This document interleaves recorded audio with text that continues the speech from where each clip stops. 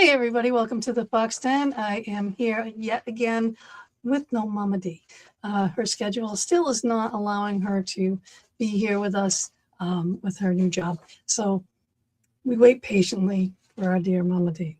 Okay, but tonight we have Polina Rud. We're going to be talking about this book, okay, Snakes and Arrows. If you guys remember that game, that we used to play with our kids, the Chutes and Ladders thing. Well, this is a book and a game. All right. So this is what we're talking about tonight.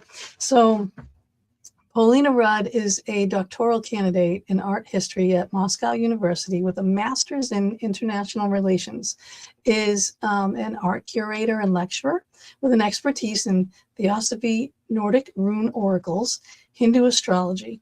She combines therapeutic experience, including mental health and suicide risk training at UNAM, with a diverse spiritual teachings.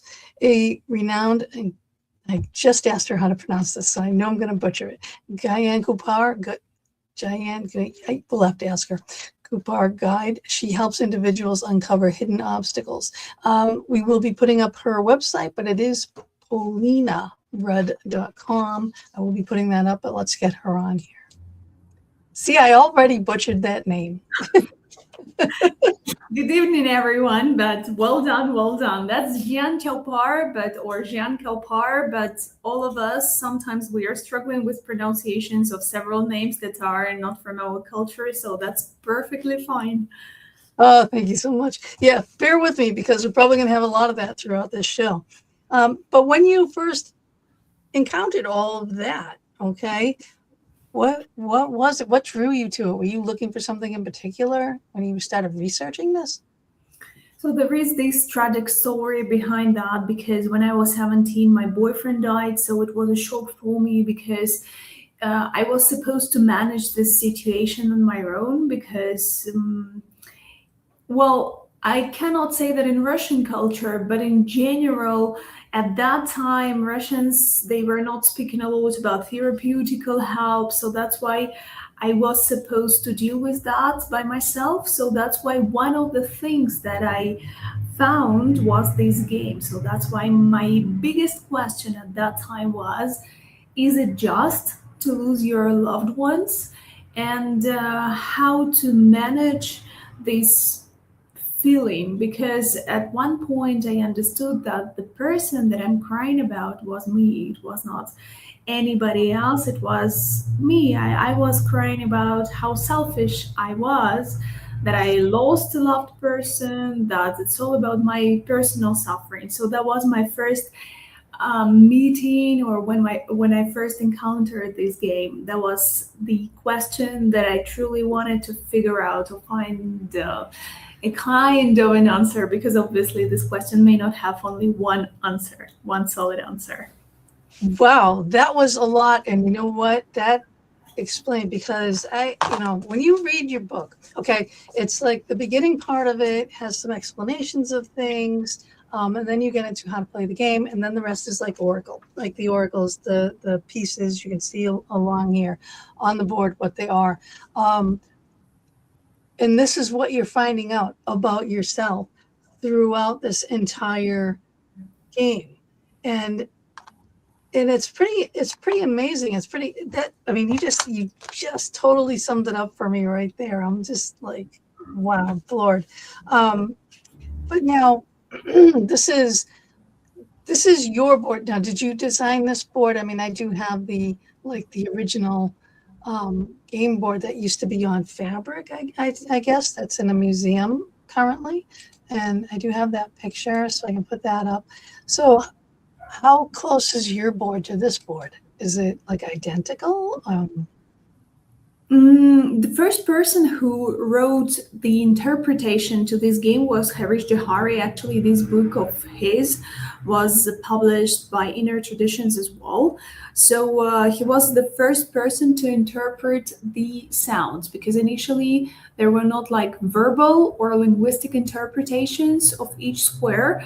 They were like shklohas, the sounds that emanate each square. So once you land on this or that square, people were supposed to emanate or to pronounce the sound in order to transmit via vibration all the interpretation.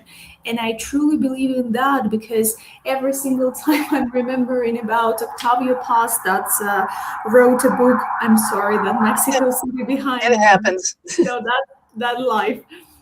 Mexico City. But every single time I remember Octavio Paz in his book saying that we're linguistic monkeys and we are conditioned by how we think, and we think, unfortunately, only on languages. So our brain is conditioned by any language that we use since our childhood. And that's why, while we are liberating ourselves with this sound, it's very, very important. So, coming back to your question, Harish Johari interpreted these sounds, and initially he presented this board because it was the board that had this final version, to say that, because Jian Chaopar initially traveled from India, then it was on Tibet, then it went to Middle East as well, and every single time the board was changed. So even we can find in museums different kinds of forms, circular form, triangular form. So it's not every single time like rectangular or square form. That's why it's difficult to say what was initial form, because this game itself is a kind of a crossroads. So as for structure of this game, I based this board on Harish Johari version. As for design, we did it together with my husband. Oh, how nice is that? So when I was reading it, when I was thinking, all right, what I did is I just kind of put this on this board here just to give it some stiffness. So this comes with the book, all folded up. Now you need one die, right? And you need something that represents you. Since I'm the parrot fox and I love kitsunes, I have a nice little tiger eye kitsune. So we all start at the top of this board here, and we need to roll a 6 to even get started. Now, what is the concept behind that, so that we end up here on the number 6 square, which is, you'll see it down there with the attachments. So once we are born from the void, because 68, where you have to start your journey, is this void or cosmic consciousness where we are born from, right? So once we are born to this world, we do not know who we are, what kind of world we want to build by ourselves. So for us, we do not know anything about our lineage. Obviously, we cannot say that people, once they are born, they are tabula rasa, but they forget completely what happened. Some people say that we still have this knowledge for a certain amount of weeks. Somebody says years about our past lives, but in general, we don't remember lots of information, and for good sometimes, because we need to pass through different provocations in order to pass through our karma experience, so of these past lives that are affecting our current incarnation, right? So once we are born, we have to accept how this world is formed. So we have to accept several rules. We have to accept the concepts of justice, of sadness, of frustration, of happiness, of love, how they are, how they were pre-designed before us.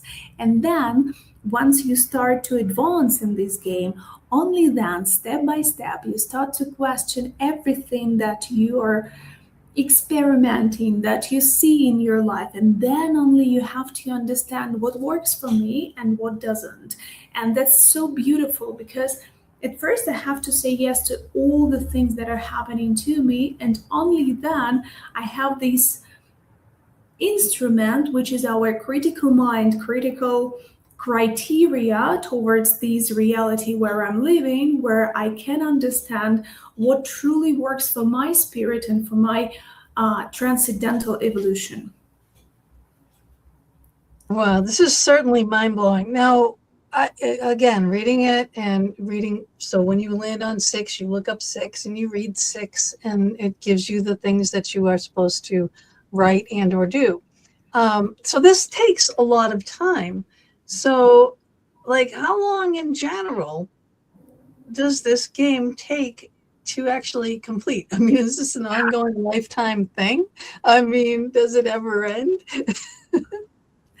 So the first thing to mention, it's not about competition. This game exists not to win this game, not to come back to the square 68. Every single time when I start playing this game with other people, I'm saying like, forget about this capitalistic eco, which is competition, right? So let's try to do that. I know that it is so profound in us after Renaissance, actually, when the individual was put into the center, right? But let's try to forget about that, because the most important thing here is the process, and not the process of enjoying the way, because not every single time you're enjoying, because sometimes you have to meet your shadow, right? But about like, why would you want to be closer and closer and do it even faster and faster to the end? Because every single time while you're trying to accelerate your life, you're trying to be closer to one single destination that all of us have. So I would not recommend to be quick here. I would not recommend to finish the game. But if we are taking these into account that we want to finish something, I would say that it depends how entangled your psyche is. If you have been working with your psyche, trying to dissect everything that is happening or was happening to you, and you have this critical knowledge and all the instruments, or maybe you have already pondered on everything that you have inside, it may not take that long. Or if the question is not that intricate, maybe it will take, I don't know, from 30 to 1 hour, from 30 minutes to 1 hour.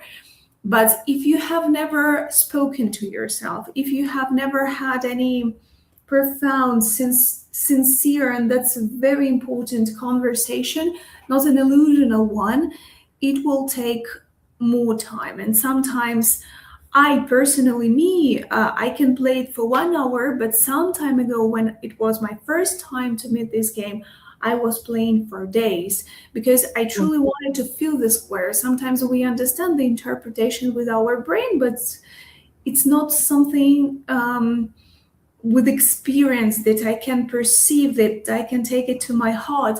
So it took sometimes days and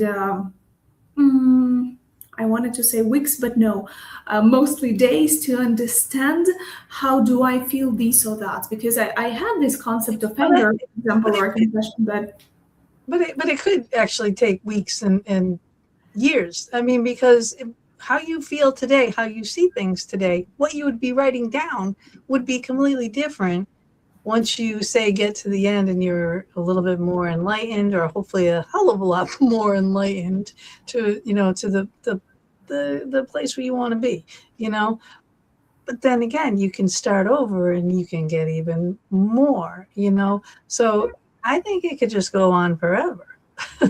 Totally, because it's all about interpretations. And sometimes it happens to us that we take one book. For example, we were supposed to read Dostoevsky at school.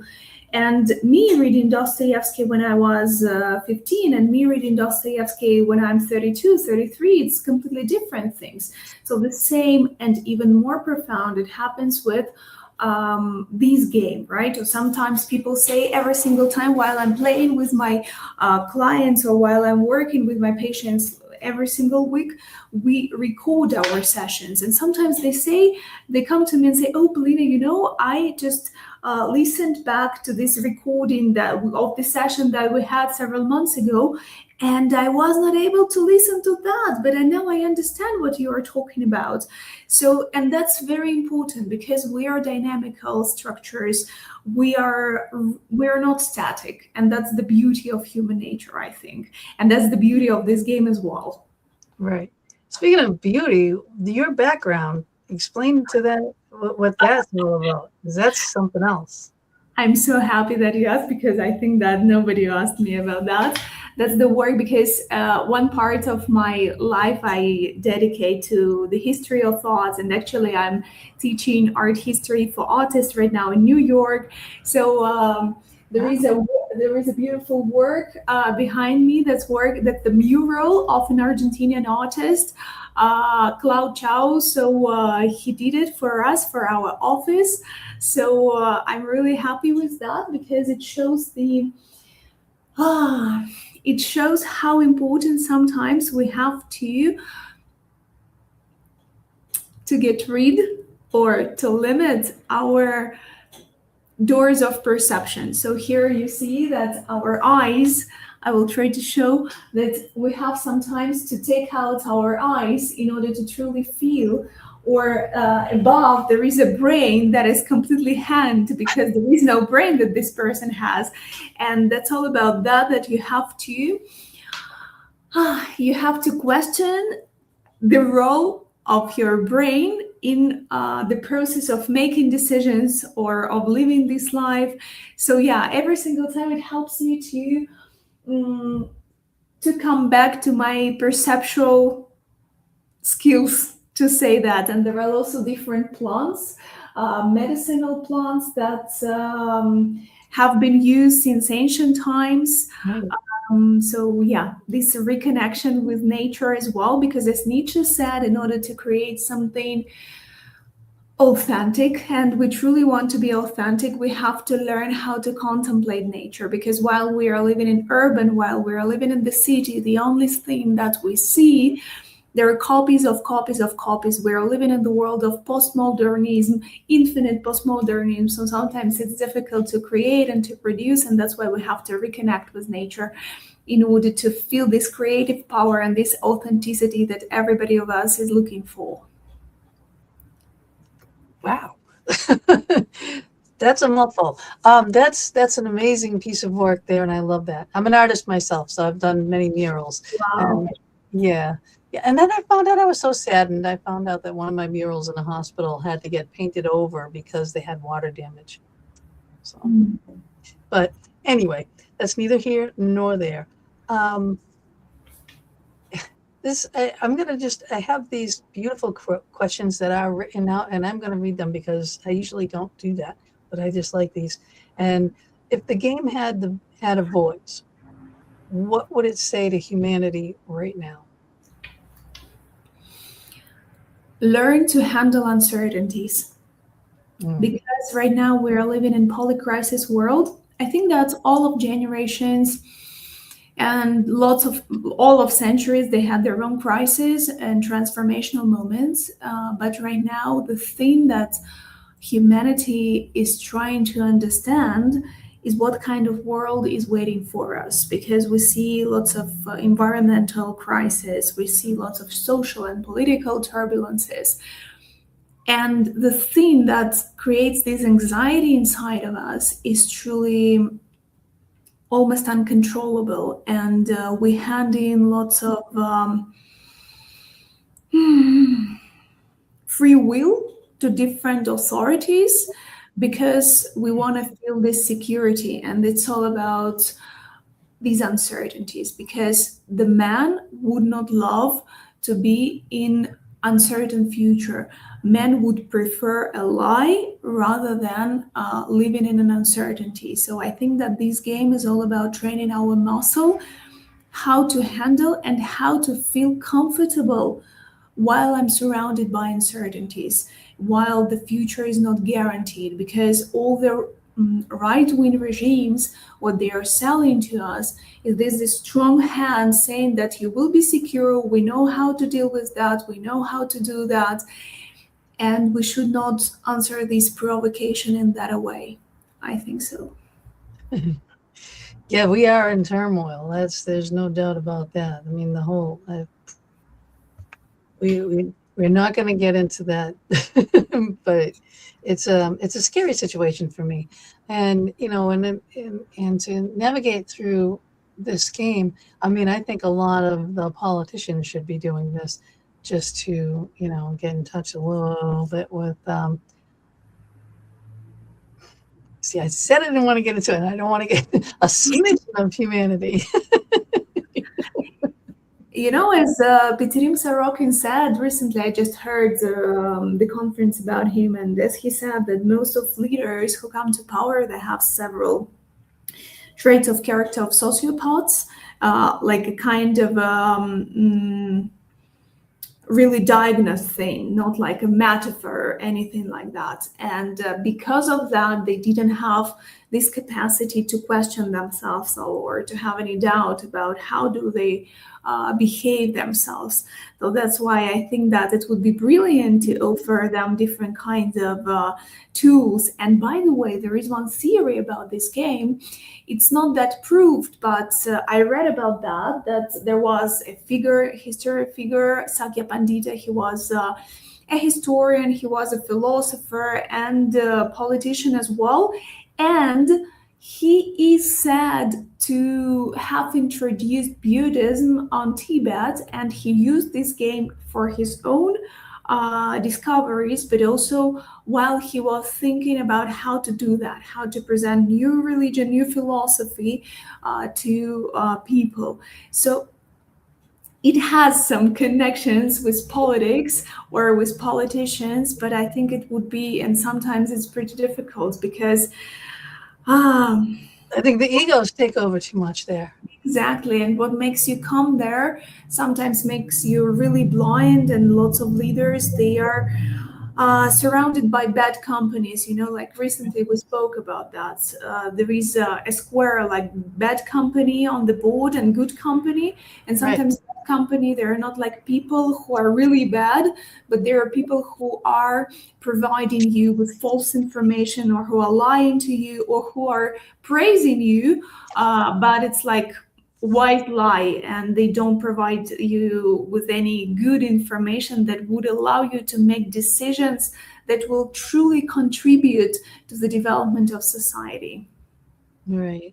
And you are really very, I mean, this game is very thorough with these exercises and such. Like you would say you would write 10 things to your viewpoint and 3 to the opposition of your viewpoint. So you're kind of doing this, you're doing the scales, and there's always that pros and cons. We've always, been raised, well, I was raised that, when you have a situation at hand, to write down the pros and cons, and what does outweigh the other. But this is a learning pros and cons, so it's something that's already in here. It's just once it's out of here and it's actually on a piece of paper and written down, then it can like lessen in your head. You know what I mean? Like it doesn't seem so confusing once you write it down. And then you can say, oh, you know what? All this stuff I was holding on to, but the, adverse reaction to, holding on to this is I'm not getting forward at all because I'm holding on to this, and you really hold on to these things. We do as a race. We hold on to things like with this death grip, and why? And then it's like all of a sudden when you let it go, it's like, why on earth should I hold on to this anxiety, this fear, this whatever it is for years, and what good did that do? But that's what this game is gonna, help you to get rid of.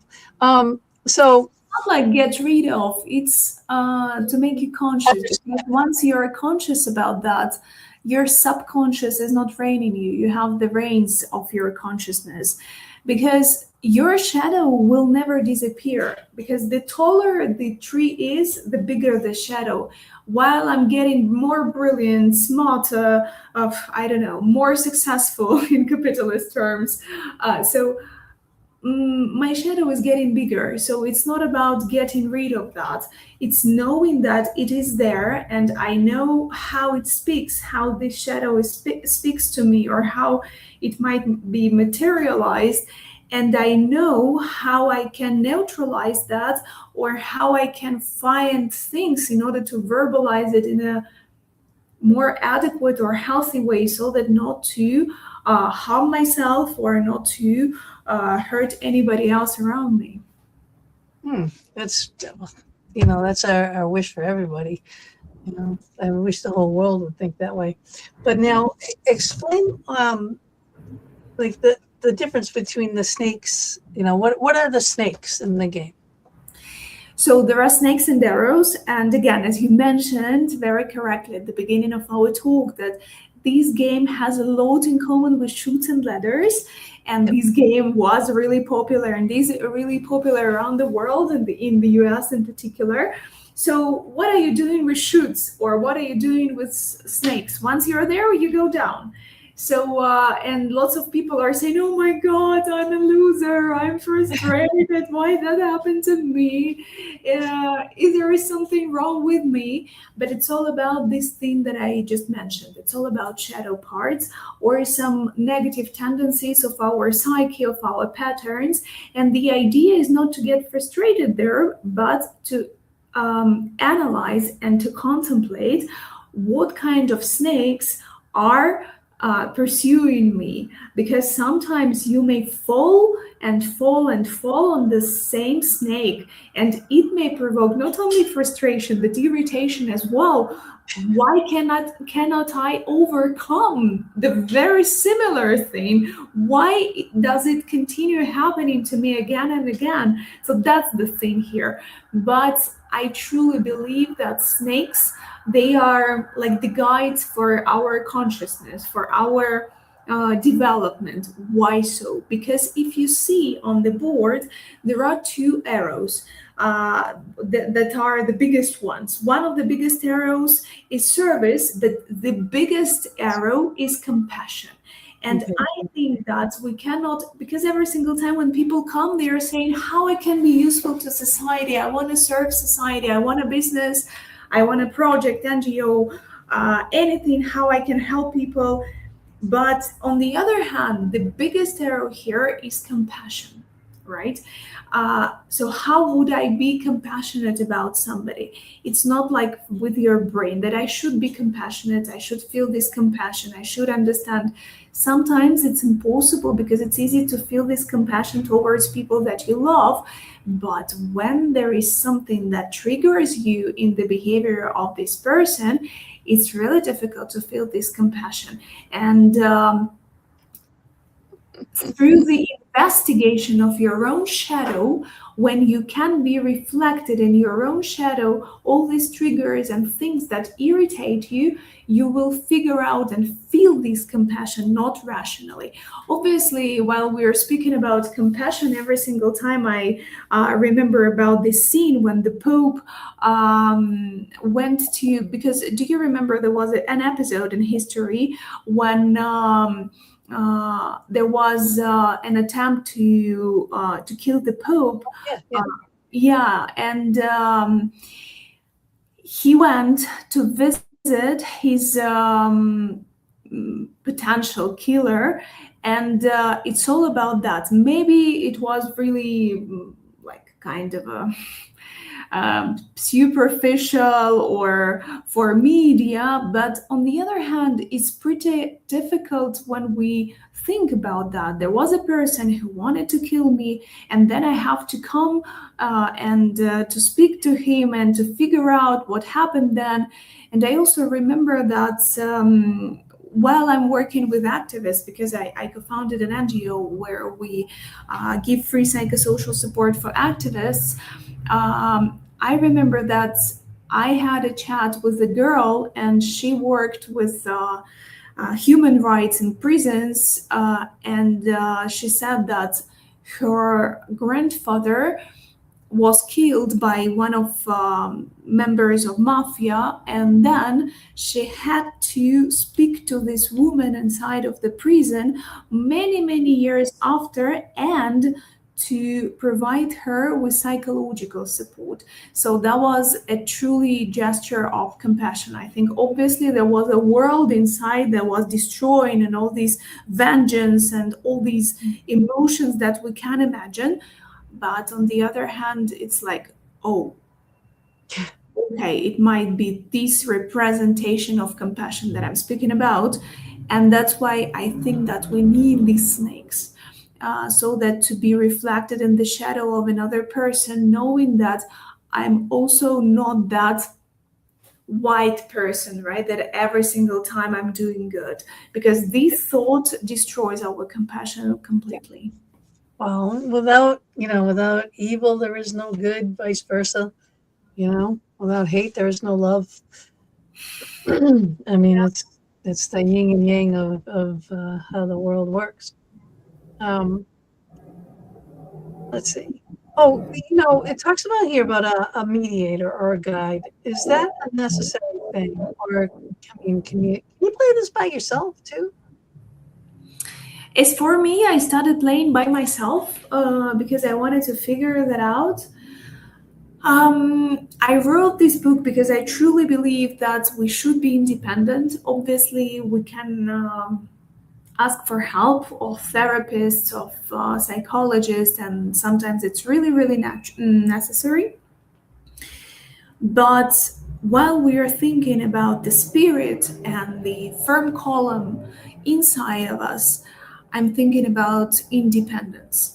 Independence of everything, from oracles, from tarot cards, from runes, from this game, from everything. So I truly believe that a person may approach to this game and to play by himself, by herself, because there are some questions, there are some exercises, interpretations, that may help you understand what's going in inside. So that's why I also started this book with the description of some archetypes that are truly important in order to verbalize your intention. But on the other hand, that's so interesting. After publishing this book, I got several messages, like for about 20 messages, 20 emails, they saying that, oh, I bought your book and I was playing that. That's so beautiful, but I have lots of questions and I want you to play with me. I want a session because I want to know in a more profound way what's going on here because I cannot figure out. So I think that it depends. If you have your preparation, like for example, for therapists who are working with people, or if you did lots of things that are connected to your psyche, it might be useful. If you didn't have any experience as well, it might be useful because I try to make it as much as is very clear, right? So that any person with any background can use that. But still, I have these emails. So the answer is both. So you can play it on your own. And I really wanted to create a book so that will happen so that you would not be dependent on me or any other guide. But on the other hand, I have these emails. So that's ambiguous, this question. Yeah.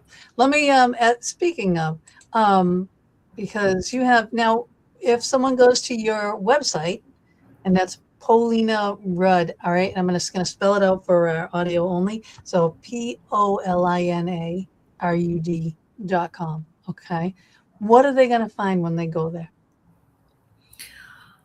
They're gonna find projects that I'm working on right now. They're gonna find different kinds of therapies and methods, how I'm working, and also I truly believe that they will find something that will resonate with their questions, and obviously where to find this book and how to book their sessions if they still have different questions regarding the game. Yeah. So as for different projects that they might be interested in, I have also a YouTube channel where I interview some people who are involved in developing social projects or projects that they are building in order to make our future possible or futures possible. Also, my lectures on art history, because my art history lectures every single time they are connected with society. because my PhD research was devoted to artists who defied the status quo of regimes, of dictatorial regimes in particular in Latin America. And obviously all this therapeutic work that I'm doing with people, working with them on a daily basis, and also working inside of different master classes that we give, speaking about their individual development, relations, financial aspects, and also about topics such as eco-anxiety and social anxiety, so social related aspects when the world really hurts. Right. So this keeps on, this is a new thing and it keeps up here only for 10 seconds. At happy underscore end of the world. Why did you come up with that title? I think that's great. Actually, right now it has another name. It's not the end, because I think that I should not sound that apocalyptic. But happy end of the world, because even when the world or even our relations, even if this situation, certain situation in our life happens to end, or we feel that it is about to end, it's not about the end of our life. So it's all about the beginning. So happy end of the world is because, okay, we are about to see a transformation. We are about to see another chapter where your identity would be completely changed, where you will see different facets of your own spirit, of your own personality. So that's why happy end of the world, that sometimes we should feel happiness when things are gone, when things are done. And here in Mexico City, the thing that I truly admire, maybe it's inside of a cultural code, not that on a daily basis, because I see people suffer from losing loved ones. But inside of a cultural code, there is a concept of transformation after life, after death, and there is a certain understanding that we have to praise once people are able to graduate, and to think about this life as a graduation, that I have to graduate as if it was a kind of a university that I finished, and sometimes with flying colors. Awesome. Awesome. All right. I guess more. Oh, hey, Beth. Speaking of, this is one of my little psychic friends here. This would be a great game for you, Beth. This is the board. This is the book. Okay. It's Snakes and Arrows by our Polina. This is the board that comes with it. Okay. What you need is something that will represent you. I picked my little kitsune tiger eye and one dice. One dice. Now, people always say stuff like, and I think that's one of the questions written in this compilation here at some point, like, can we really like judge our psyche on the roll of a dice? But then we do oracle cards and we do tarot cards, and and what's the difference between a roll of a die or the flip of a card? I think there is no difference, only similarities, because Right. through randomness, we are trying to reconnect with the divine. And this randomness was all over the history, starting from Middle Ages. We were trying to find this window where we can see the divine, because rational order that was imposed by Renaissance, it was something that it's all about human being who is making decisions. It's all about human being and their rationality. But as for randomness, here we start to get rid of ego. We start to get rid of loneliness that we may feel sometimes once we are so far away from God, universe, your supreme me, whatever you call it.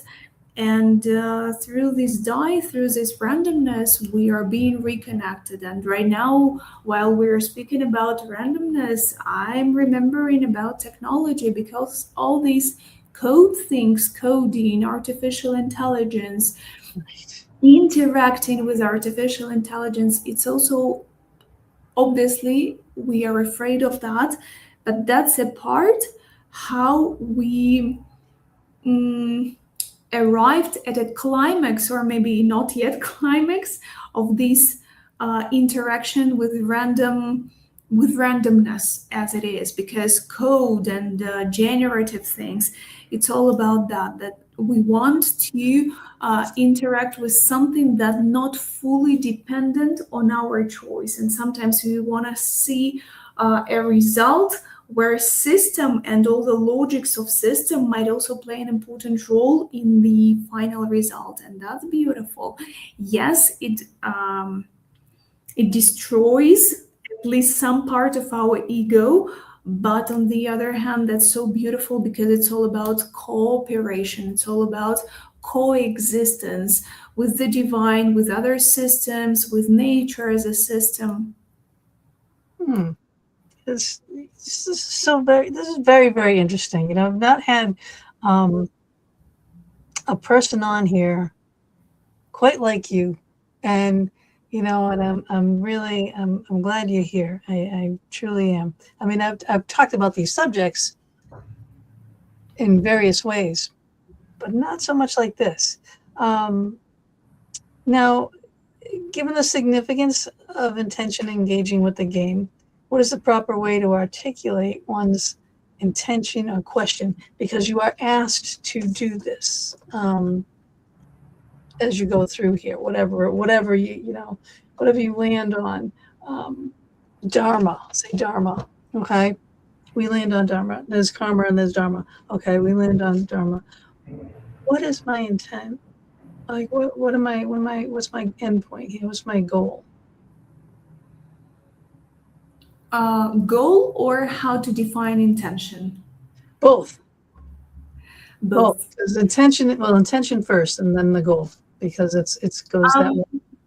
So speaking about intention, the very first thing that is really important, it's all about the art of questioning, because Einstein said that if he had 1 hour to solve a problem, he would spend 50 minutes understanding what the problem is, what the question is, and only 10 minutes to resolve it. Because 80% of success to answer any kind of question related to different aspects, it's all about questioning, right? So the art of questioning. How to make this question? At first, not to lie to yourself, because we are living in bubbles and we are living inside of concepts as good girl, good boy, we have to be polite, we have to put masks, and in different cultures are really widely spread to put a mask. So it's all about getting rid of that, knowing that if I feel uncomfortable to play it with somebody, I'm going to play it alone, and there will be nobody judging me that I'm asking about money or that I'm asking about how to do this or that.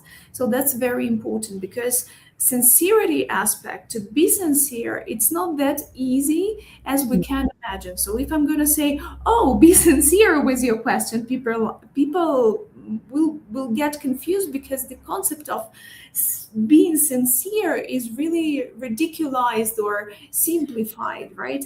And lots of people are not that accustomed to be sincere even with themselves, because being sincere implies making decisions that I don't really want to make. So that's why, be sincere. If you're preoccupied, ask yourself what I'm preoccupied, what true questions I want to ask. And then you can be free to ask about whatever you want. It might be yes or no question. It might be open question. It might be any question. It might be even a statement, not a question. So it's very, very important.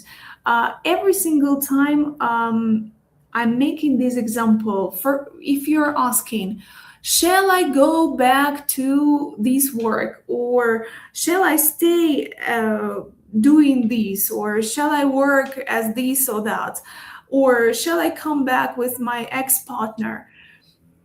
The question every single time, why are you asking these questions? If you doubt, so there is something inside of this doubt, and you have to figure that out. Do you want to do that? If you want to do that, what do you lack, or what are you afraid of? If you want to come back to your previous work, is it security that is speaking to you right now? Is it fear that you won't be able to find any better?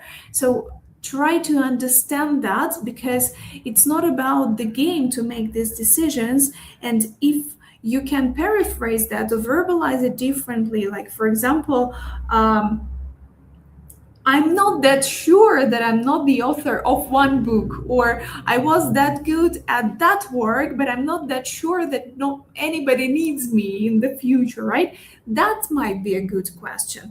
That's okay. What kind of things I have to overcome or understand in order to overcome this fear or these insecurities? That might be a beautiful question, rather than asking, shall I come back to this or that work, or to be together again with this or that partner. Yeah. Now, if you have, fear of the answer of that question, are you going to ask that question? You know what I mean? Like, this is actually kind of the premise of the book that I want to write. Like, when you have all these different fears in your head, okay, and again, like I said, you get it out of here and you put it on paper, it's going to lose that luster, that grab that it has on you, okay? But just because you're writing it down doesn't mean you're solving it right now. You're just writing it down, okay?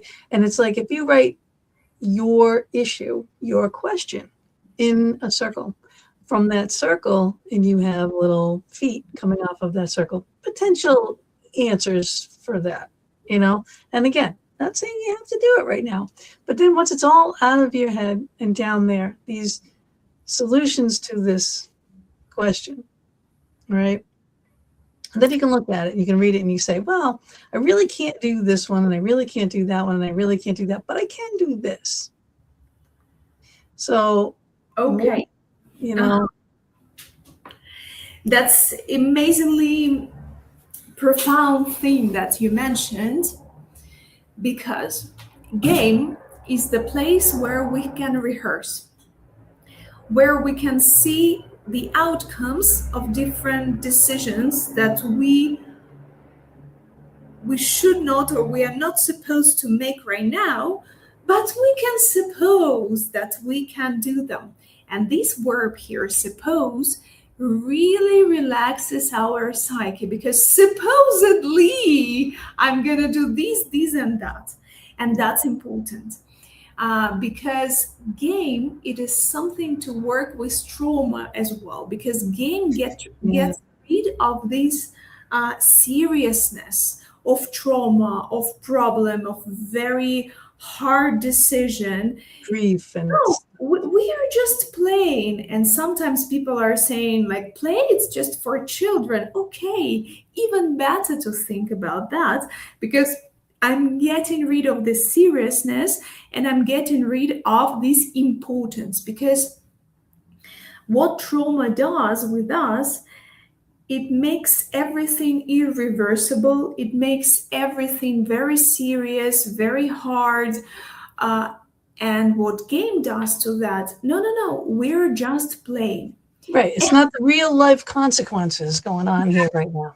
Exactly. So, yeah. And sometimes it's really difficult to experiment. And here I adore Soviet psychologist Lev Vygotsky, and he said that the development happens in the zones of proximal development. What are these zones? They are like spaces in between what we know and what we almost know. Not like don't know, because when we don't know something, it provokes this stress. But what we know and what we almost know. And in between these, we can just do our movements.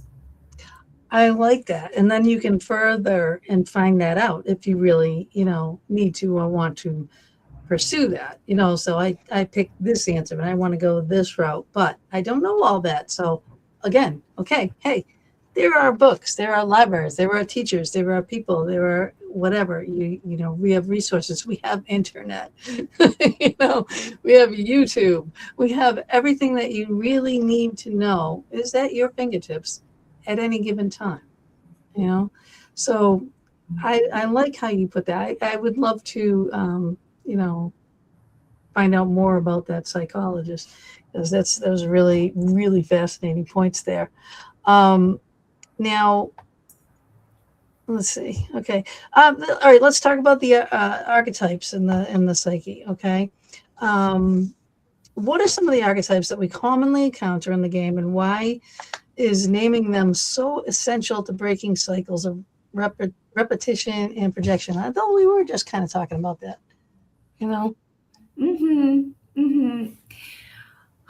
Why it's important to not to break maybe archetypes, but to contemplate them, because um, every single person has their own tendencies in their behavior. So it's good to know what my tendencies are, what my archetypes are. And while I'm working on a weekly basis with my clients, I do for them their archetypal charts, and then we work with these archetypes, and we're not dissolving them. We just know how to do so that this archetype would not fall, and how to make this archetype be represented every single time in their positive side, so that to benefit. And while I'm speaking about archetypes at the beginning of this book, what I'm saying that we have to be very attentive with three archetypes that I truly believe are very important. The first one is justice archetype, and right now, while seeing lots of tragedies in our world, it's really easy to fall into injustice. So everything is unjust, and where God is unemployed, and we have to unemploy God because he's not doing that good, and that's You understandable. know, That's why would we let this happen? Right? Yeah. Yeah. exactly, exactly. So it's understandable. I would also maybe unemploy God. But then once you start to discover that even evil is part of God, and all these provocations are supposed to make our psyche grow, and all these dark sides are also pushes towards our evolution, because sometimes we say that, or we question in art history, was it possible without any limits to create something new? And we want to say that from liberty we create lots of things, but unfortunately, retrospectively analyzing dictatorships or any other societal or physical limits, sometimes they create these circumstances that push a human being towards this creativity, unfortunately. So while we are saying just, unjust, just think about the role of evil or the role of darkness in our evolution. And while we say unjust in all the Abrahamic religions, even if we are atheists, but if we had these from our childhood very close to us, we say Godfather. And once we exclude God, we understand that there might be different issues as well with our Father. So our Father is not in the place that we want to be him or her. Right now, yeah, it's different. So that to feel this security, support, and also trust to this world. Because if I feel that the world is unjust, it means that I don't have any confidence in this world, and I feel completely insecure. And apart from my relations with divinity or with the universe or justice as it is, there is something going on with my father. And we have to double check whether everything is fine in this hierarchy in my relations with father. So that's why this archetype, I truly believe it's very, very important, because if we don't work with this archetype and will leave it as it is, we can nurture the sense of judgment, or while I'm every single time judging others, judging others, that they are not doing good and I will be able to do better. And we start to be even further and further and further from people, and be alone, completely alone, because we start to judge. So this justice and judgment they are close to each other in this archetype. Right. David is asking, already predestined. So that's a pretty profound right there. Yeah, I think that's, in my personal opinion, that we come to this life with different things that we have to experiment because of our past lives. And our spirit chooses our soul, and our soul chooses our lineage, where we can have psychological provocations inside of our family, so that to see whether we pass through our karma or not. So, in this sense of, are we predestined to pass through different karmatic experiences that I brought from my past lives? I think yes, but we are not predestined with our reactions. Because while we are working with this archetypal therapy with people, we also can see, according to their birth date, their karmas.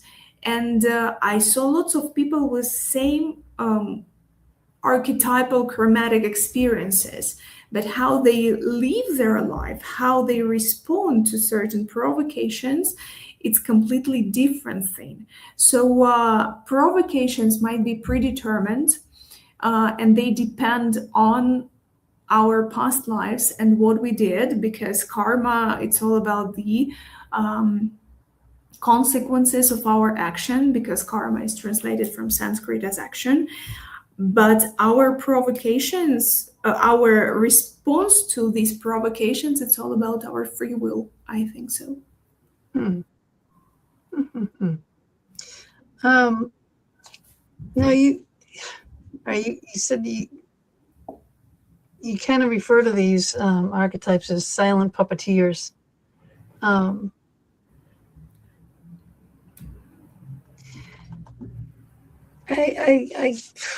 right, it says here, it just says here, how can mapping them through the game strengthen our capacity for empathy and collective responsibility? Now, the word collective being in there is the word that really kind of like sticks out to me. Like, are we supposed to be involving everybody in our what? Our growth, I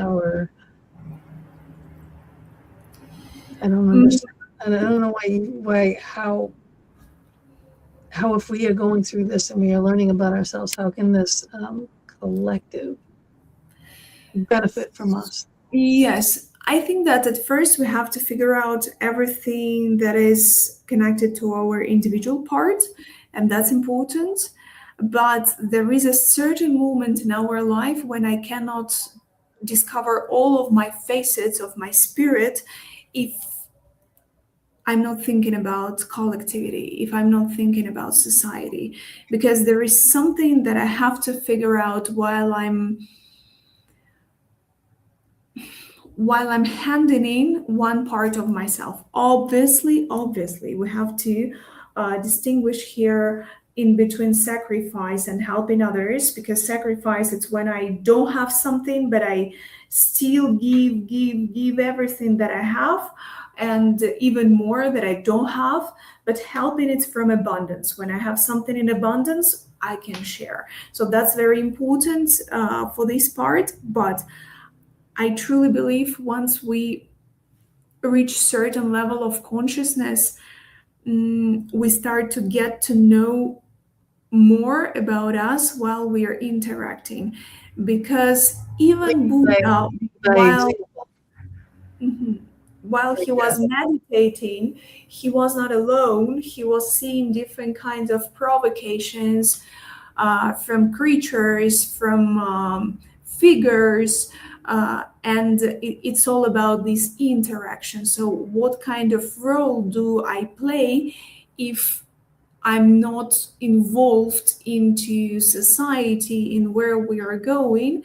Because if I'm suffering from my own issues and I'm saying that, oh, they're going to decide by themselves where society is going, it's also a part of victimizing ourselves. It's not an adult part. It's also like a childish position that they will take me and then I'm going to complain about that. And what? But where were you when this decision was made? So it's all about this responsibility in adulthood and transforming and putting into the places your child, your adult, what's going on there. But at certain level of consciousness, you will see that the world truly hurts, and I have to find a creative way in order to transform this pain.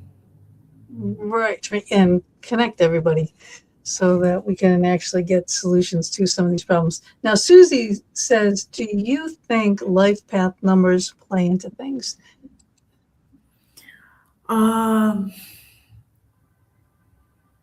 Whether numbers affect life, is that the question? Well, life, like now, we have, like, numerologists will take, like you said, your birthday, and you come up with, like, I'm like that power number, I'm an 11 when you do the power, the power numbers. I don't know if that's what she's kind of saying.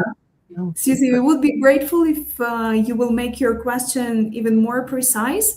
But if you're asking if I believe in numerology, I would say that we opt what we want to believe in, and that's it. Because while I'm speaking about archetypes, definitely they have numbers, and these numbers are connected to the major arcana of tarot cards, but they are just numbers. It's not like this classic numerology that we are speaking about. But since Pythagore, numbers had lots of symbolism, right? We were speaking about number 4, when number 4 is really stable energy. So yes, but on the other hand, we should be really conscious what we choose and what we believe in, so that not to be these hostages of systems, even systems of archetypes, of numbers, of tarot, of anything, right? So today I believe in numerology, but tomorrow I'm okay to be skeptical about that. And here resides this freedom. I like that answer. That's a good answer. You're pretty profound. Now this is more like based on Hinduism and things like that throughout, this whole entire game. However, you are not Hindu, right? So what was your religion as you were growing up, if you don't mind me asking? Yeah, I was born at the when Soviet Union collapsed. So Soviet Union didn't have any religion. The God was dead for us. So all the churches were destroyed. So there was no religion for me. We were completely atheists. So there was no talk about religion. And after Soviet Union, we had a very absurd and surreal situation with the church, because we had our mafia of 90s that wanted to take the church under control. So that's why we were doing different kinds of religious rituals in order to make our cars sacred, or there were lots of absurd stuff. But it's all about these, well, when we have a pendulum, when we are not believing in God, and then church is back. So in this case, I don't have any religious background. My grandmother, I do not know why, there was a strange thing, because Russia is the place of it's very strange, because Russia is a place of pagan things. On the one hand, we have some holidays or rituals that we do, for example, during springtime, that are really from pagan part of our history. Then we have some religion things that we are doing. So my grandmother, she was in between angels, pagan things, but I do not know for sure where she took all of that because she lived all her life in Soviet Union. So that was pretty strange. It was an incredible mixture of generations. As for me, when I was 14, there were lots of books that started to be published in Russia about spirituality, but for example, like Lobsang Rampa, Castaneda, um, all these alternative things that we had never seen before. But there is something strange that is happening with Soviet Union because there was a cult of will as well, because I remember taking into account the Soviet Union obviously wanted to offset, to neutralize any will of human being. But there is a beautiful book. I think that it is translated into English. Um, it is a book of a Soviet biologist, and he decided to escape from Soviet Union, and there was no way to escape from Soviet Union because everything was under control. So, because of being biologist, he decides to buy a ticket on a cruise liner. But this cruise liner, because of restrictions, doesn't come to the shores of the countries that they are visiting. So you can just see the country from your cruise liner. And at this time, he decides that, okay, I'm going to count the closest distance to the shore in between all the countries that we are going to pass by. And he starts to train because his idea is to jump, exactly, to jump away from Soviet Union. And I was so impressed by this book because he jumped from a cruise liner. He was trained. He swam for about 3 days with no food, with lots of limitations. And he said that the sharks did not eat him just because the plankton started to grow on him and he starts to shine brightly. And that's why he threatened with this shining light the sharks. And that's why he was able to survive. Then he was deported to Canada. But this story is another part of Soviet Union history where there were some human beings that you say like they're Superman. They are not like ordinary mortal people. Wow. Wow. So like usually like throughout the world, like in ancient times, the iconography has been pretty much the same everywhere. You know, before everyone was traveling all over the place, there was a god, there was Joseph and this and that, all the saints, all the, things just called something different.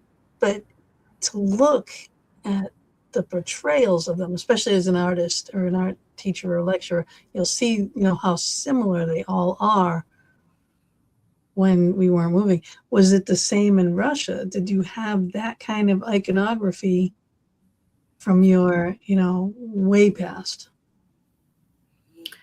Iconography of the divine. Yeah.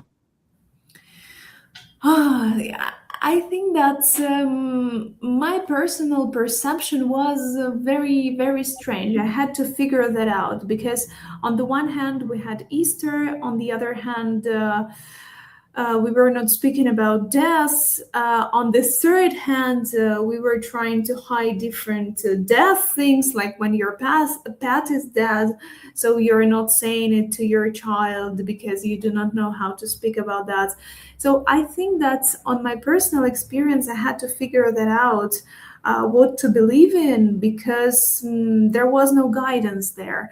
I don't think my mom till now, like she has this clear understanding what or whom she's going to believe because there is a certain confusion when they erase God and then you live the whole century without God and then you're lost. You do not know whom to believe in. That's why, for example, in 90s, there were lots of fortune tellers. There were lots of gypsy women who were predicting, who were manipulating, and we were lost in that. There were lots of stories when people were manipulated, they were stolen by gypsy women, not because they are bad, but because they had these hypnosis or manipulation mechanisms. So that's why saying about the iconography of God, uh, speaking about art, obviously I can, because the creation of an icon in ancient times in Russia, Russian icon, we have this iconology of that and how we perceive God, and when it is something that it's not that figurative and you understand all these mystical experiences because there are lots of gold things in the church and it is creating these distortions. So all the things exist, but I'm not that sure that they are connected to the understanding of God. So that's why we are. That's why I made this example of the Slava Kurilov. His name is, because we were thrown in an open ocean. You will handle that as you want, because there is no religion. There is no. I don't know, any kind of philosophy. That's why we started to get deeper into Lobsang Rampo, Castaneda, because we didn't know anything. We started to read everything, to consume all the information we had, and then to understand whether it is manipulative for me or That not. is religion. It is gathering information. This group has all this information and they interpret it this way. This group sees that group, sees all that information, and says, all right, I'm going to take all of this part of it, but not that part of it. You can have that part of it. So we're going to start this, and that's another religion. And then another one says, all right, well, I'm going to take both of you, none of it, and I'm going to believe in this. All right. So, it is all information and storytelling. You know what I mean? That their stories. Totally. It's all about storytelling. We are made of stories. And that's why I said, like, we choose the story in what we believe. And right now, in this informational age, in the age of Aquarius, where the information is all over the place, we have to be really solid while we understand what we are going to believe in, whether it is religion, information, fake information that we see on the internet. So that's so true, because we are made of stories. So that's why we perceive the world in a story. And totally true. And the powerful, what do? They create or edit, or they do montage of different stories as they want. And our mind that tend to create the connection in between two photos, two videos, two stories, that is the trap. So that's why we have to be really critical about what we see and how we unite different images and different stories, because sometimes the sequence of images or the sequence of stories might be a manipulative mechanism as well. Right. And that's where that AI comes in too, because so much AI out there, it's ridiculous. You can't, and it's hard. It's hard to decipher what's real and what's AI and what AI is real. You know what I mean? It's tough. It's tough. I do not envy my grandchild being brought up in this world today, because, it was confusing enough growing up in my time, but now, that there needs to be a lot more guidance. There needs to be a lot more stability. Again, I'm going to use that word, the collective, okay? Because I like how you interpreted all that as to why a game like this, all right, can be so important to kind of bring everything together. You know what I mean? And for the collective, bringing everything in and into focus.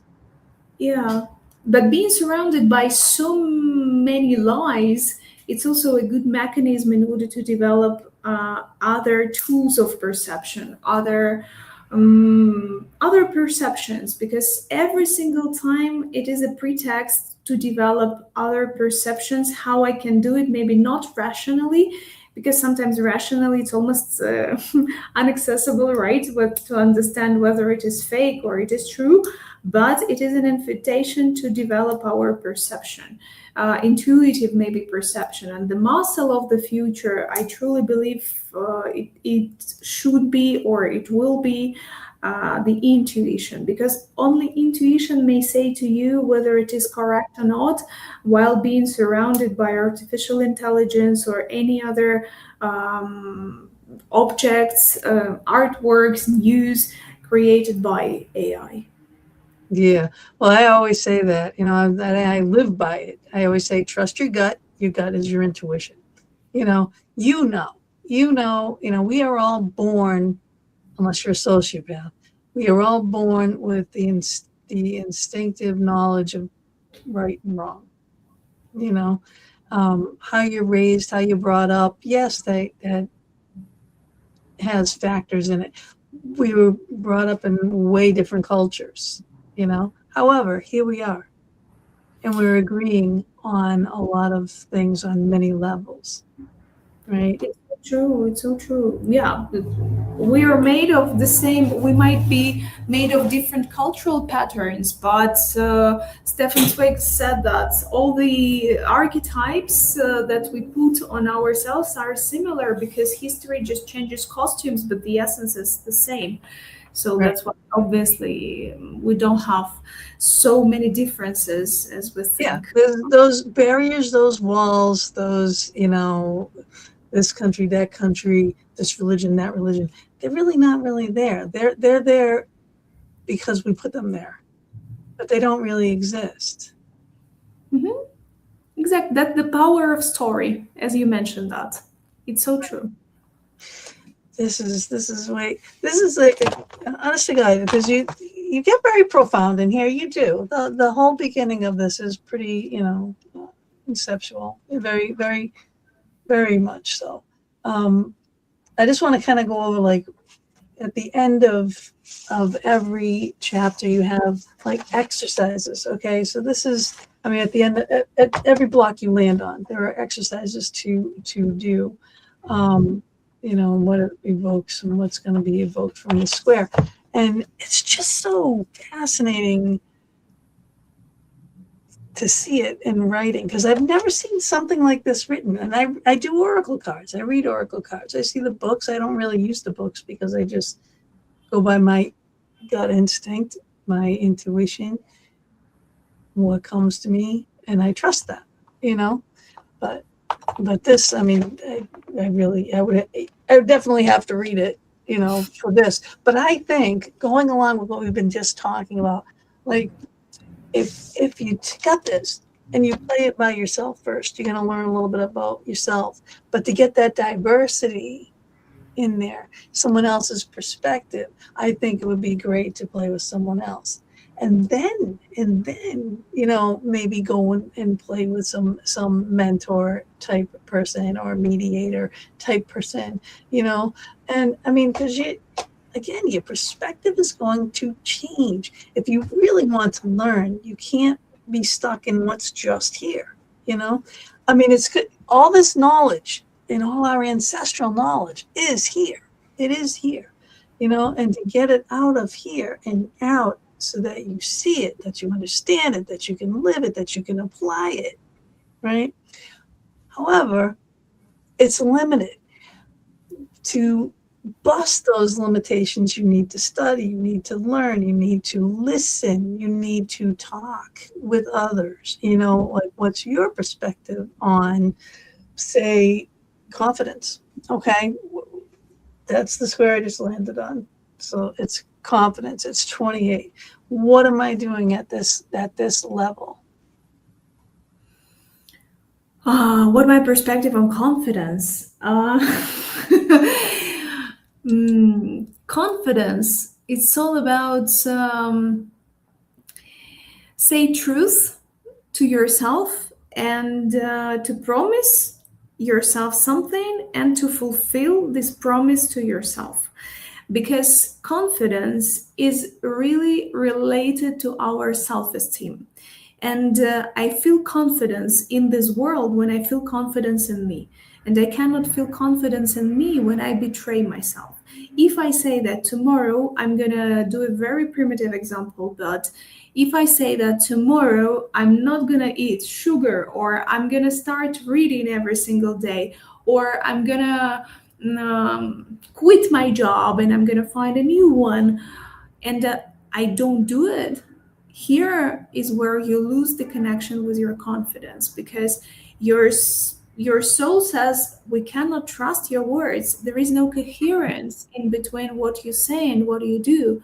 And every single time when we speak about self-confidence, lots of people say like, be confident, you will be able to do that, or say to yourself that you're the most beautiful, that you're the best of the best.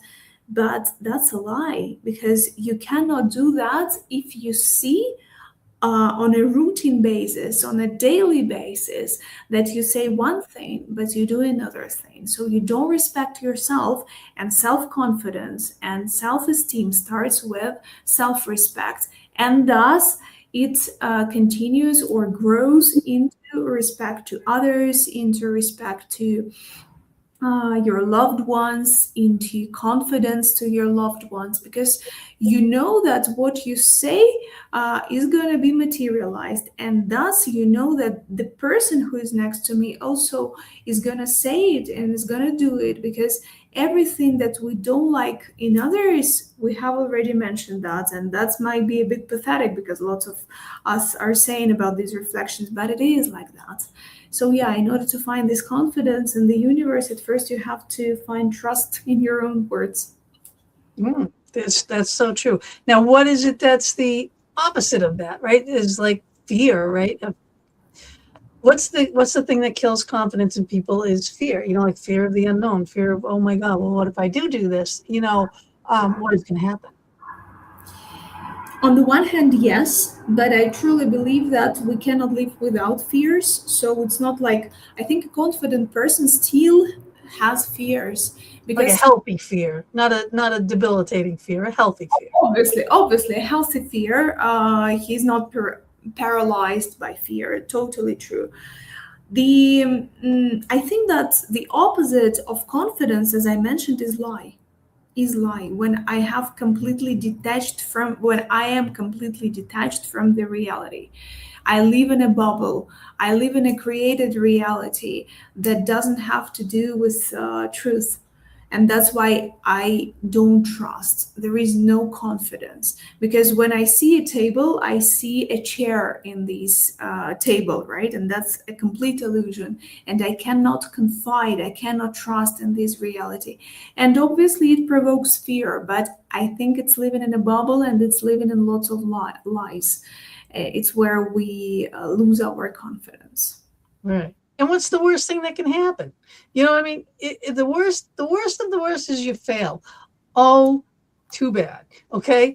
There's not like 900,000 other things you can try. Okay. It's like, just, you may want to like wallow in your grief a little bit, grieve your loss or your failure. However, maybe that just wasn't meant to be at that time, Yeah.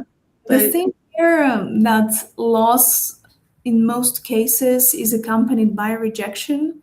So, yes, you can grieve and you can feel bad about your loss, but it's not a loss little that time. matters when you lose, because you feel that you're rejected, or you're being judged by a certain person, or that you frustrated certain important adults or figures. So that's the thing that we're scared of, to be rejected, and thus to be alone and on the outskirts of this reality or of this society. That's why we are so scared of losing, we're so scared of making mistakes, because I'm risking love, I'm risking not to be loved. And that's one of the greatest fears of any human being, to be alone and not to be necessary for anybody. So nobody needs me. And that's, I think, the root of all that, of laws and stuff, and why sometimes it's pretty difficult to grieve on that and to say that, oh, that's laws, just cry on that and that's it and move on. Sometimes it affects and tackles and provokes this profound fear of being rejected or not being necessary, or to frustrate some other people, that every single time will interchange my utility for love. So if I lose, I'm not necessary, nobody needs me, and thus they are not going to do this transaction in between. I'm necessary, and then they give me back love for being necessary for them. Hmm. full circle. But Beth says, I say no mistakes in life. They are just life lessons. That's how I feel. I feel like everything that happens is for a reason. It's going to make you stronger. It's definitely for a reason. And, We have to remember that God is the best of the best script writers that we can imagine. Because in many cases in my life, I felt that I didn't understand why it happened to me, or why I taught this or that, or why I studied this or that. And right now, while I'm doing different kinds of projects, I understand that they or he or it, they were preparing me. So whatever. I don't know. They were preparing me, and I'm not that creative as God or the universe that is creating my life script. Obviously, every single time I'm ready, I'm prepared. Anything you're going to tell me, the universe, I'm going to do. I'm a diligent student, but I'm not that. I'm not that aware of the whole picture of this script play or of this play. No one is. No one is. Yeah, really. I mean, Gandhi got close. Right? Like no one is at that level. So This is the process. This game, this life, our lessons is the process. And it's how we can manage our process. That's what this helps to manage the process. Get it out of here, get it down, get it out. Think about it, because it's got everything in here. All your life lessons, all of the things. All right, that can happen. All right, So- we have just a few examples here. Violence. We have the human plane. We have balance, sanctuary, neutrality, happiness, darkness. There's so many inner space. I mean, there's so many things, and you're starting down at these, the lower levels, the lower numbers and the lower levels, birth, illusion, anger, greed. All right, these are all our things that get us going in life, actually, because that's like, we need this, we need that, we have this, we have that. I need, and then you can finally kind of start getting rid of that, get the envy out, get, all that kind of stuff out. Fantasy, jealousy. Jealousy is huge. Jealousy, to me, is the jealousy and the fear of the two worst culprits. All right. Well, I mean, I know there's more, but those two are really bad. Wisdom, vital impulse, elimination. I mean, there's so much in here. I mean, there's no stone unturned, So I would want to go through, I wouldn't want to roll the dice. I would want to just go through one square at a time, all the way through the whole thing. Inside of this book, I'm describing a classical way of playing, but there are lots of ways of playing. You can just use a random number generator and ask a question, and then from 1 to 72, push the button and to see the result, and then say that, okay, every single day I'm going to experiment different square. So I'm going to use a random number generator and I'm going to do that. Or I'm going to use a die, but every single day I'm going to throw only once and see what square I'm going to have, and I'm going to ponder on that. I'm going to feel that, experiment. So there are lots of ways of playing. Recently, we spoke about intention and how important the intention is in order to throw 6 on a die and to enter the game. Right. On the other hand, you can test your visualization, how you visualize that, because how you can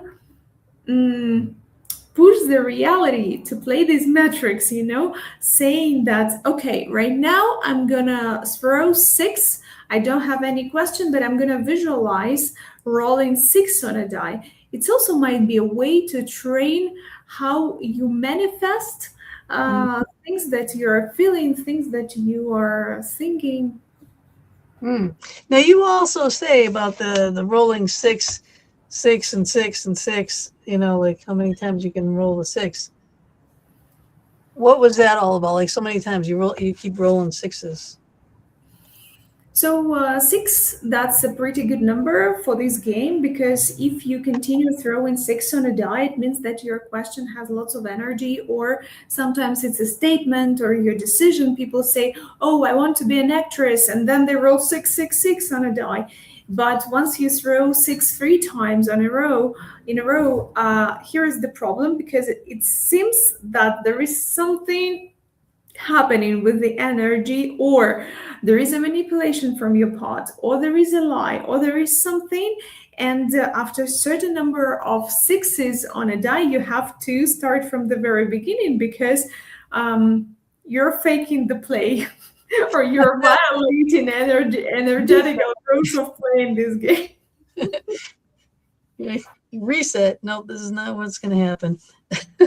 Exactly. What's going to happen? Reset. Total reset. Yeah.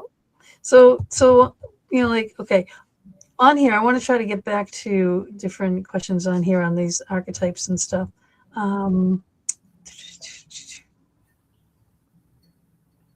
Okay, what's the most uncomfortable truth that the game has shown you about yourself? That's pretty intense question. Yes. I think that while I was asking the game about everything that was going on in my life, I kept landing on bad companies. And I was thinking, what kind of bad people I have? I tried to analyze that, but then I understood that I was completely dependent on oracles, and there was no single day when I spent without oracle. So that was a problem for me. So that was uncomfortable, and I had to purify my intuition. I had to come back to reset this intuition that I had never had at that time. So that was one of the most well, not of the most uncomfortable things, but that was pretty uncomfortable. And other thing was about my father, actually, because that was a very, very deep truth. That's how I shaped at that time all my relations with men and my desire to be loved, to be recognized, to be chosen. So, yes, I revisited my story because my parents eventually separated when I was 14, and there were some reasons for that, and there were some role of mine in that. And yeah, it helped me see how I excluded my father, how I excluded God, how I lost faith, how it was difficult for me to interact with this reality. I felt completely insecure in my own life, in my connections with other people. So I was living in this illusion bubble of how I perceived people. It was pretty difficult for me to interpret them. They were saying one thing and I interpreted another thing. So that was pretty difficult for me. But while I was landing on different squares, I figured that out. It was not a matter of 1 year. It was a matter of various several years in order to resolve this accumulated resentment, conflict. Yeah. So That's thank you for sharing that. That's really, that's a tough childhood, and guilt and blames and finger pointing in the wrong directions when everybody should just go stand in front of the mirror and point at the mirror and resolve what is my part, but can I forgive? Did you forgive your father? I don't like the verb to forgive because forgives puts me into a space where I'm better in a hierarchy than my father. So that's why I can forgive him for something. I'm trying to be reflected every single time when I see something that I don't like.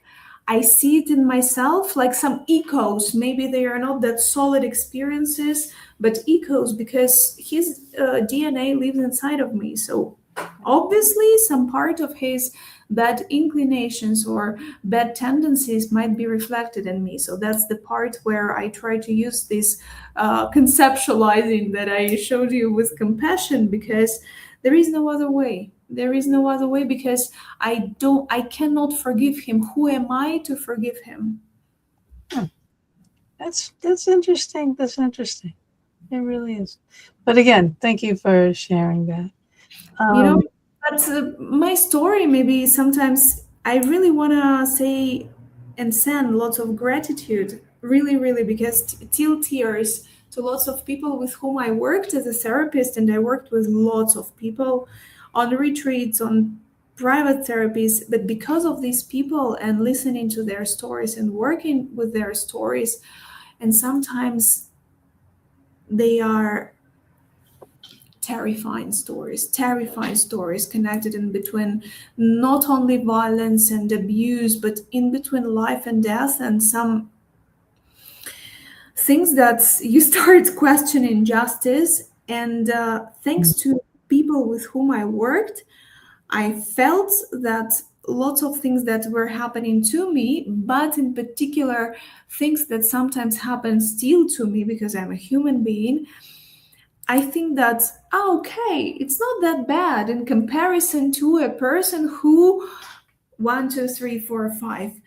I'm so grateful. And sometimes I listen to so many tragedies, and sometimes I experience similar emotions because I had some problems with health, for example.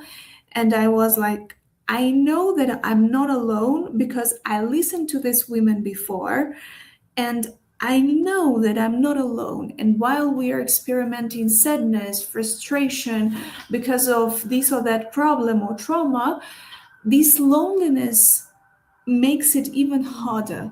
But when you feel that there are other people and you know that this happened not only to you, it helps a lot. So that's why it's very mutual assistance, while I'm attending other people, while I'm working with other people, and it helped me so much.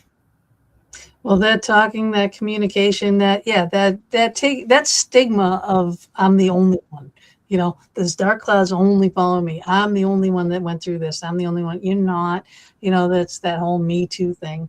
There's so many people that have suffered similar, if not the exact same thing. And then there are that whole planet of the worst case. And yeah, I mean, the grass is always greener, but still, yeah, we are not alone. Could it get worse? I'm knocking on wood. Yeah, it could. you know, Some people say that they love to see true crime stories just because to feel that their life is not that bad. not that bad. I know. So we watch soap operas because we can't be that bad. None of those things We happen. need them. It's so true. Now, you say this game has no good or bad squares, and how does that reshape the way that we look at our own failures? I think everything that we spoke about shadow part and our mistakes, that they are not mistakes, and the shadow part we cannot demonize, because this concept of being a good person will really kill us as and will kill our authenticity, because while we are thinking that we are only good people and trying to pretend be only good people and trying to do everything to do our best in order not to create this bad reputation or avoid another person hating us, we're in this trap. So that's why we have to recognize, to accept this part, and be okay that sometimes I'm a bad person for somebody, and to accept the idea of being hated by somebody, because it makes us resilient, and it makes us understand that I can allow my devil to come out sometimes, and to understand that, okay, if I have this demon, I have options to rectify and to change my behavior, but I'm not demonizing my dark side, my dark part. and it makes us really holistic, because the most profound experience that I had in my life, there was one common day when I saw one of my shadow parts. I recognized that. And then there was something very strange to me that happened, that I kneeled, and it seemed to me that I saw God, and God was saying to me, "Thank you for recognizing your shadow part, this uncomfortable shadow part that you wouldn't share to anybody because it's part of me. Because devil is my part as well. And you recognized me not only from my light part, or light that we have to lots of people on ceremonies or spiritual retreats, they're saying that, oh, we have to guide our souls towards light. And no, sometimes not. Sometimes not. We have to guide it towards darkness, to arrange, to order things, and then to come back. And that's so important. And light exists because darkness exists. So that's why I feel that that's so important to understand that there are no like bad or good things there, because if I feel that I'm on my envy part, as you mentioned, it means that envy may show me the way. I envy because I truly believe that I can have that. I want it, Or but I'm not risking, or I'm not doing enough things. Or anger. Anger exists because I didn't put limits on time, yeah, or I allowed other people do something that should not happen in my surroundings. So all these emotions that are considered to be bad, um, actually they are not bad. This dichotomy of good and bad, of black and white, yeah, is a simplification in certain way. yeah, yeah. Love and hate and all that kind of stuff. Yeah, you cannot have one without the other. You just can't. Um, and you can't be ruled by them. And now we're gonna switch. Do you realize that we only have 15 minutes left? Like we've almost blown through 2 hours, and I feel like we just started. This is insane. You're an amazing partner to talk to, because your questions are amazingly uh, far away from being pathetic. So that's so interesting to talk to you, because you think out of the box while we're speaking about lots of things that are widely spread. And in spirituality, we say a lot about this or that concepts of anger, of shadow parts. So yeah, thank you for being so prepared, and thank you for all the work that you do along all your life, because it's not the matter of seconds or reading a book. It's a matter of preparing, of learning all your life. So Learning. It's thank learning. you for that. Yes, it's expanding. It's learning. It's what I do is what you do. You know what I mean? And this is going to help me to continue to keep doing this by going through this. So, I want to play this like a few times. I might even throw darts at it. I mean, you never know. Okay. I mean, I might do this the everyday thing, but I'm going to be doing this. And then I might call you up and say, hey, let's play. You know what I mean? Because, Tell me then how your experience is going to be. right? So I think that would be pretty amazing. That would be that would be a full circle moment for me, because you've enlightened me so much. I was kind of like, I was confused. I was reading the beginning of this. I was, like I understood the concept, but I mean, I go too deep, and I understand what I do.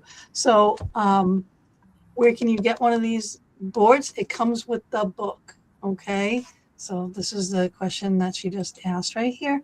So, all right, it comes right in the book. The only thing that you need is something that you can, use for your own object. This is going to be your game piece. So I have my obsidian, tiger eye kitsune and one die. Okay. And that's all you need.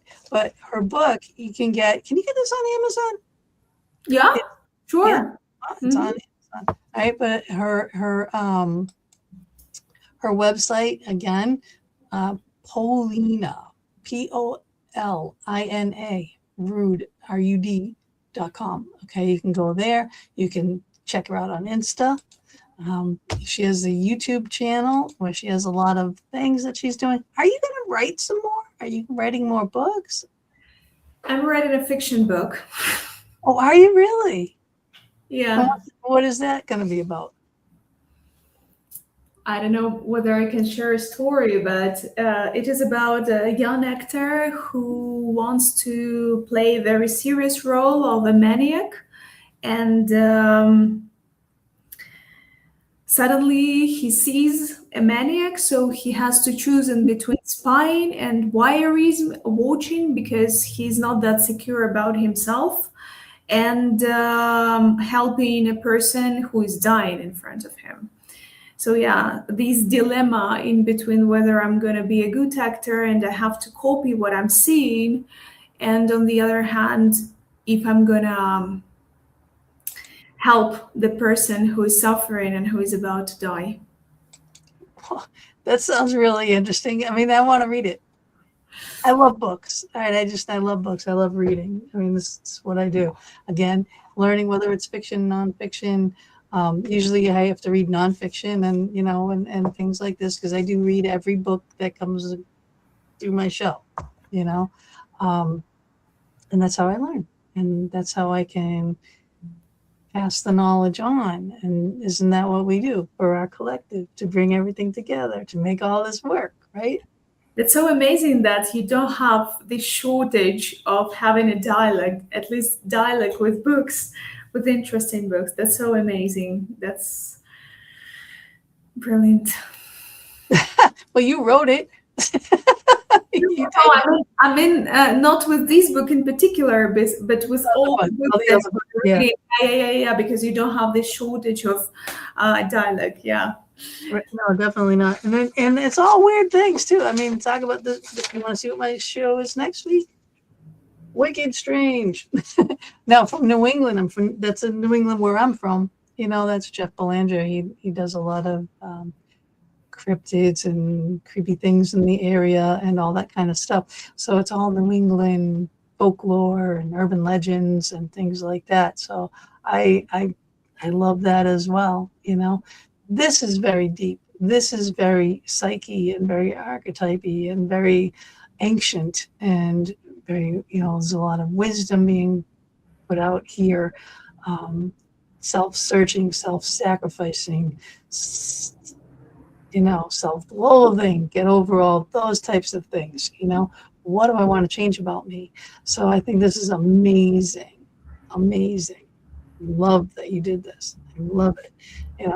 And I think that's so cool that it comes from that. I'm going to put up that picture again that I put up here before, because we have new people. This is the original, from, I don't even know when, so far back in time. This is in a museum in Dali.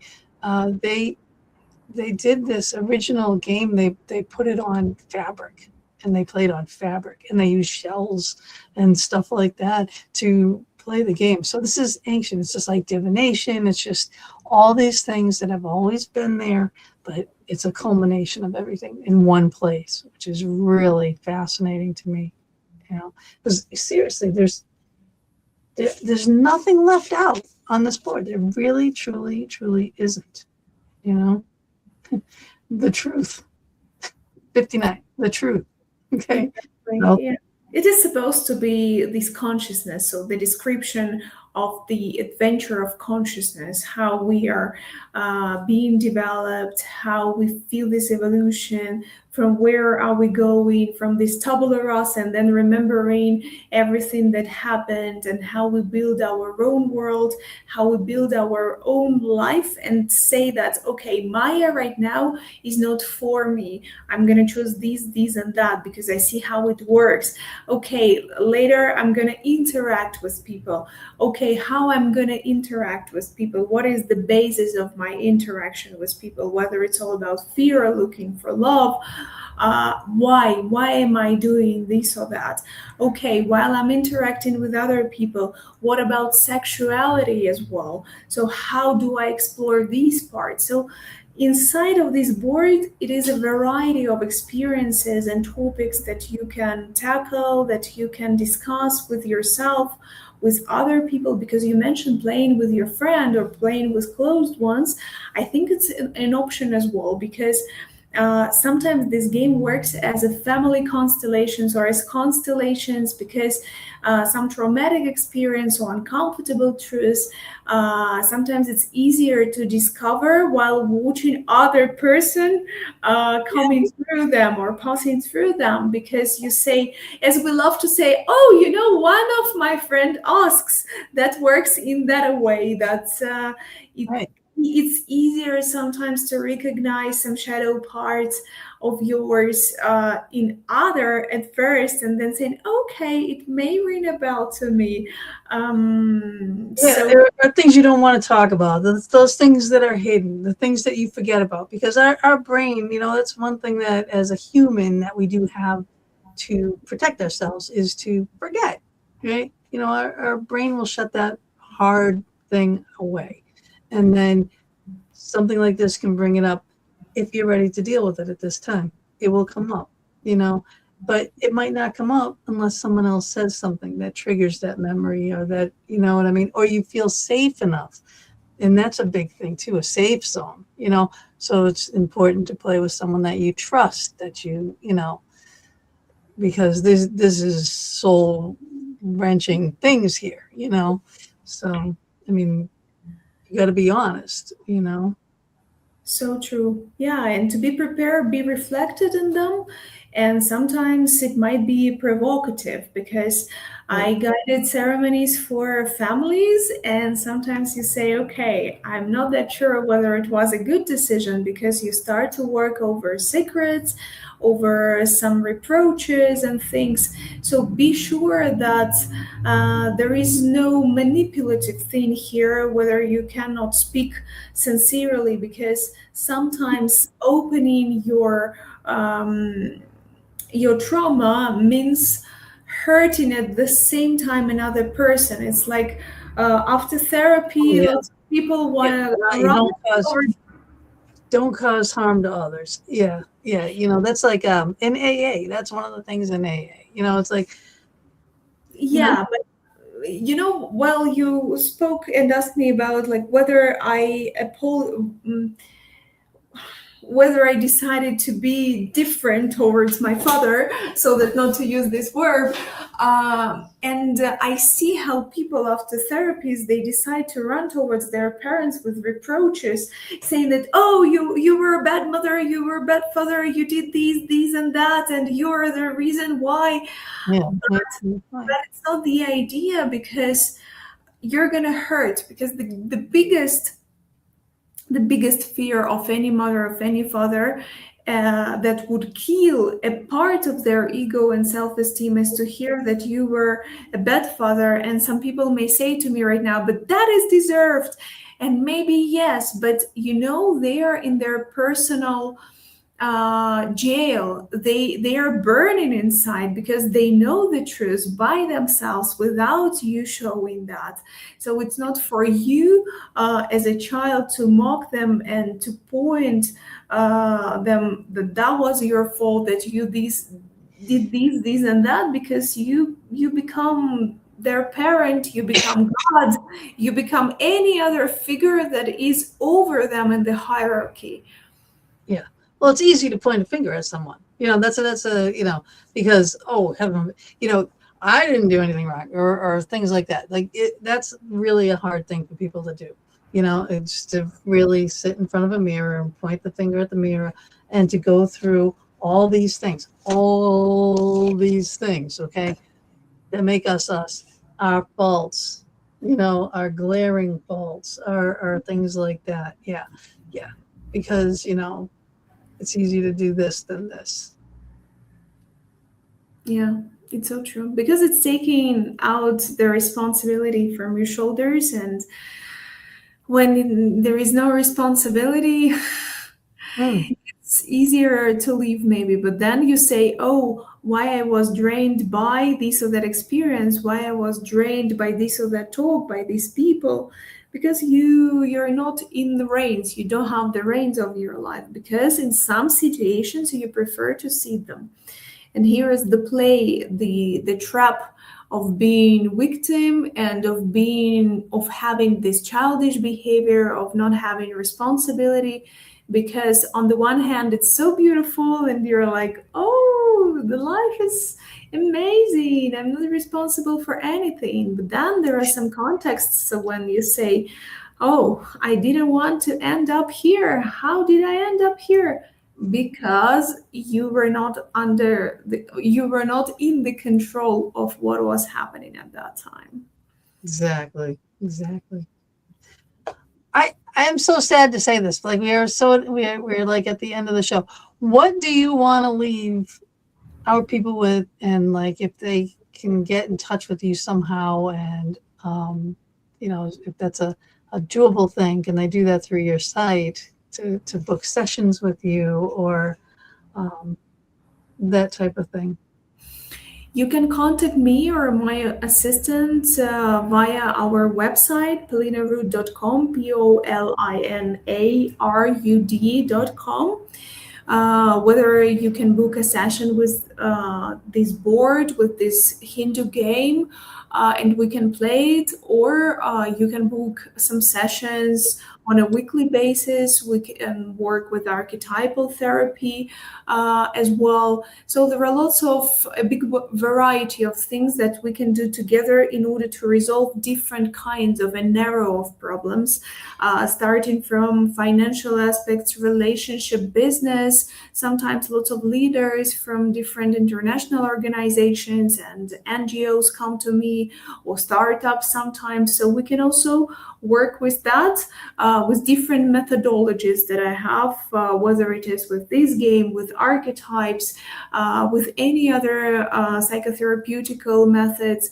So you're welcome. Sometimes I give also master classes, collective master classes, and there is a beauty in that as well, because we are working in a group. And I do not know how it works, but there are lots of people coming, and they are being reflected in each other, and they cannot believe how their stories reconnect and reboot in between each other. And it's magic sometimes. Obviously, we start working and dive deeper, but the power of collectivity and working in a group sometimes makes me shivering because wow, there is this divinity that organized what people are going to come to you. It's not about you. It's not about advertisement that you did, or that you published the announcement of that. It's because the spirits of these people, or the souls of these people, or the God decided them to come. So if you want to go deeper, if you want to discover your karmic path and past lives that are affecting your life, your conduct, your behavior, because sometimes you say, oh my God, I visited all the psychologists and I cannot understand what's going on. You're welcome, so that we would reveal these subconscious things that are manifesting themselves, but you still don't have control over them. Amazing. I think you're just, you're a gift. You're a gift to the world. You really are. I think you're amazing. You're a sweet soul. You're very genuine. I love what you're doing here with this. And thank you for being here with me and with us and sharing. And I want you to hang with me for just a minute. I'm going to say goodbye to everyone. And hopefully this will be my show next week with Jeff. And because he's such a busy man, it's kind of hard to pin him down. So I've been trying for about 8 months now. So I think I got him. But I do again. Thank you so much for being here. I appreciate you very much, and everybody else too. So ciao for now. Thank you for everybody.